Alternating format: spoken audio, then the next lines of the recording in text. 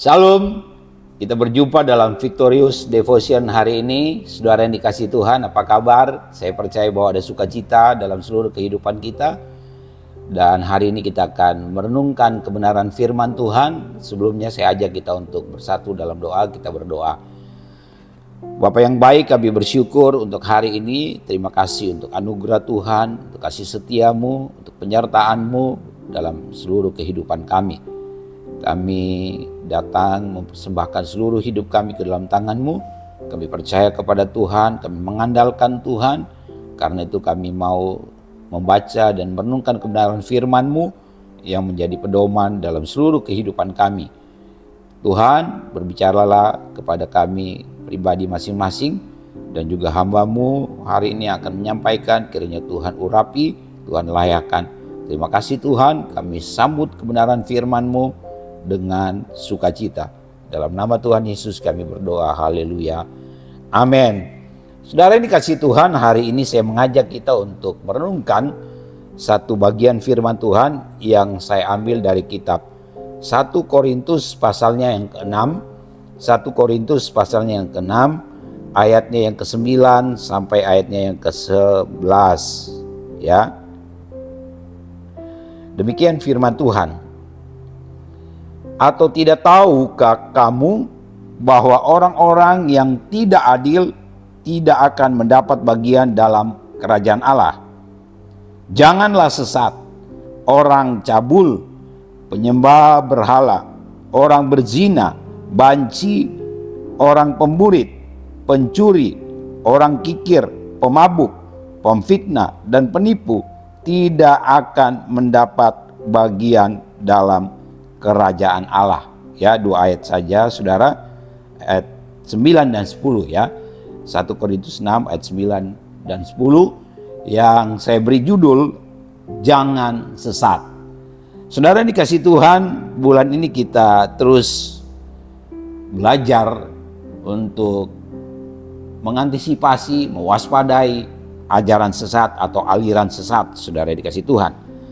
Nah, saudara dikasih Tuhan, kesesatan terjadi tidak hanya ketika kita menjadi pengikut organisasi atau pengikut aliran dan sekte yang dianggap sesat, karena memang jelas-jelas ajarannya menyimpang dari firman Tuhan. Jadi kesesatan itu bukan hanya kita jadi anggota kelompok atau organisasi dari sebuah aliran yang dianggap sesat atau sudah distempel sebagai ajaran sesat. Nah, kesesatan juga terjadi apabila saudara yang dikasih Tuhan, seperti yang kita baca dalam firman Tuhan pagi hari ini, bahwa jangan sesat saudara yang dikasih Tuhan. Di sini dikatakan bahwa orang cabul, penyembah berhala, orang berzina, banci, pemburit, pencuri, orang kikir, pemabuk, pemfitnah, dan penipu tidak akan mendapat bagian dalam kerajaan Allah.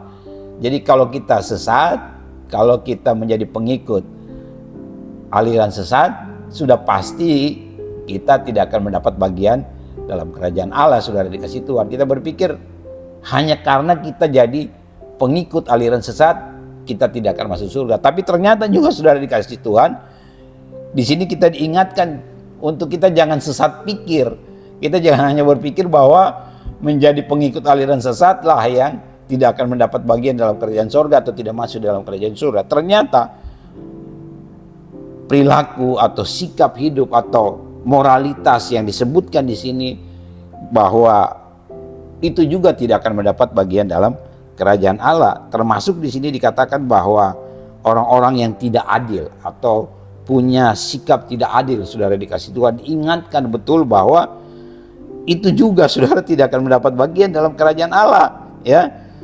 Jadi biarlah setiap kita sungguh-sungguh tahu firman ini, sehingga kita menjaga sikap moral kita untuk kita tidak disesatkan oleh karena cara hidup kita, perilaku moral kita ya, seperti disebutkan di sini.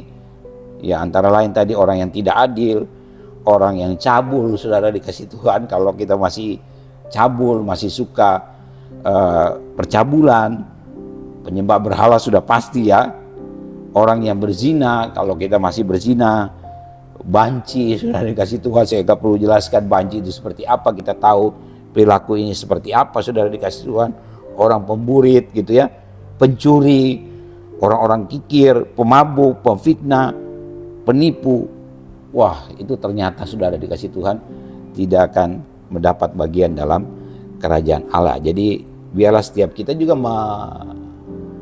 introspeksi diri ya, ketika hal-hal ini masih ada dalam diri kita, biarlah kita perbaiki itu, kita tinggalkan itu cara hidup lama. Kalau mungkin kita juga dulu seperti itu, kita tinggalkan itu, sehingga kita pastikan bahwa semakin hari semakin baik perilaku kita, semakin hari cara hidup kita adalah cara hidup yang berkenan kepada Tuhan. Percayalah bahwa kita pasti akan mendapat bagian dalam kerajaan Allah ya.